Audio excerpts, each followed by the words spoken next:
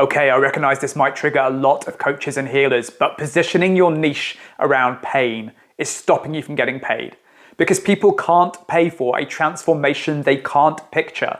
A lot of coaches and healers I see aren't getting paid for the depth of their work because their positioning is still pointed at the wound.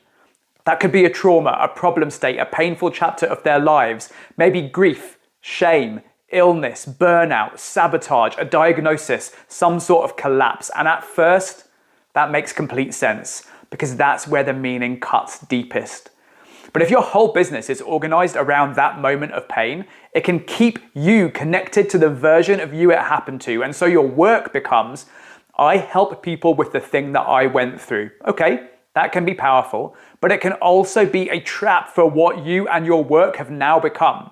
Because at some point, your transformation moved beyond the trauma. You moved beyond being only interested in recovering from the wound and became more invested in the life after it.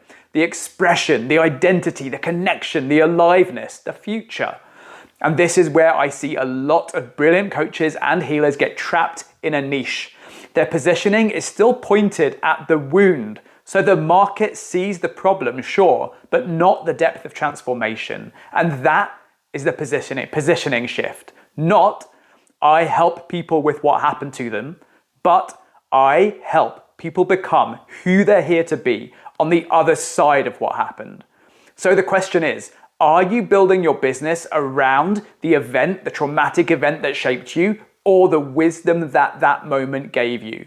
Because the first one doesn't just keep your business close to that story and identity, it keeps you close to that story and identity, still positioned around the pain, still leading from the wound, still identified with the version of you that had to survive it. The other honors your growth as a human and lets you lead from the identity of what the story taught you.